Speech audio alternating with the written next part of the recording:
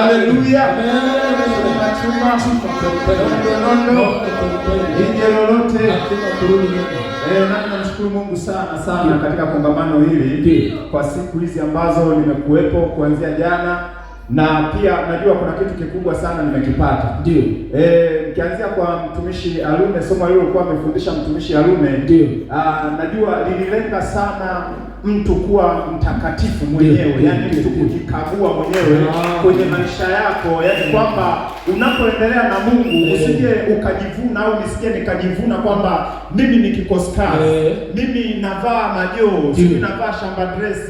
Nilielewa sana kwamba natakiwa nitathmini sana maisha yangu ili ninapoendelea na hatua ya aina yoyote nikiwa ndani ya kikoskazi, basi niwe nimethibitisha hatua yangu hiyo, niwe nimethibitisha maisha yangu hayo. Kwa mimi nilielewa sana, na ndio moja ya kitu ambacho nimekuwa nikijivunia sana Kapunga pale ninapokuwa naishi kwa sababu yani nikiangalia sana maisha yangu.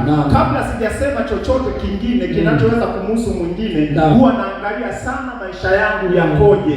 Na ndio maana hata nikiwa nje kwenye mikutano ya nje, mahubiri ya barabarani, huwa naongea vitu ambavyo najua kabisa hivi nimeviweza. Yaani moja ya kitu ambacho kinanishindaga kuongea kitu ambacho sikiwezi kufanya. Yaani ndio kitu ambacho siweza kuhubiri, kitu ambacho sikifanyi. Kwa hiyo hicho kinanishinda sana.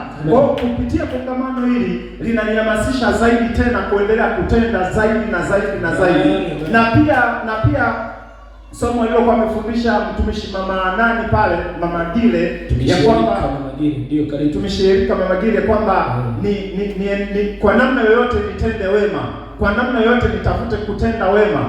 Ni bado ni vitu ambavyo nimeelewa zaidi kupitia kongamano hili kwamba kumbe vile tunavyotenda wema, vile tunavyotenda mema, bado tunatakiwa tuongeze juhudi. Na hata kama kwa namna yote tulikuwa labda ni wavivu kutenda wema, nilikuwa ni mvivu kutenda wema, basi imenipasa kuongeza juhudi zaidi ya kutenda mema. Kwa sababu gani? Kwa sababu alitoa ufafanuzi kwamba vile unavyotenda wema ndivyo utakavyotendewa.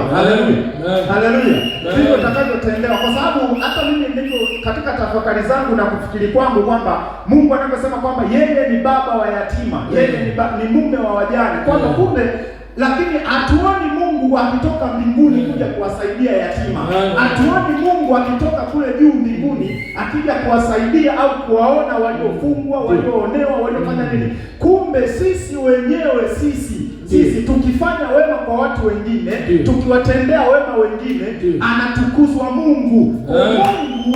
Mungu yeye anajulikana kupitia sisi. Mungu atajulikana kupitia sisi, lakini anayetenda ashuki Mungu kutoka kule juu. Sisi ndo tunaenda tunatenda, lakini utukufu na ile sifa na heshima anayepewa ni Mungu. Kwa nini? Kwa sababu Mungu ametupa akili na maarifa ya sisi kwenda kufanya hivyo kwa watu wa namna hiyo, na ndio maana wanabidi wampe sifa Mungu na sisi tunampa sifa Mungu aliyetupa akili. Kwa hiyo nimeelewa sana hata somo la mtumishi Musa, nimeelewa sana kwamba mimi natakiwa kile nilicho nacho mimi ndicho niende nikakifanye, niweze kufanya zaidi. Kwa kama mimi hapa ni fundi.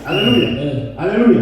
Ni fundi. Hizi kazi za ujenzi hizi ni kazi ambazo naziweza sana. Kwa hiyo namshukuru Mungu kwa hilo. Kwa sababu hiyo na somo la jana mpaka nikasema Musa amenigusa mimi, ni kwa sababu kama mimi ninaweza kujenga, kwa nini nasuasua sana kwenye kujenga hema?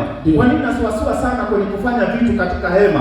Kwa hiyo imenifanya kwamba nipate nguvu tena ya kwamba kumbe ninaweza nikafanya. Kwa sababu gani? Kwa sababu kuna kitu ambacho ninacho, kile nilicho nacho kinaweza kikaenda kufanya zaidi ya vile ambavyo wenda nilikuwa nasuasua huko nyuma, au wenda ambavyo nilikuwa sijatarajia. Neema Yesu Kristo iwe pamoja na Mungu.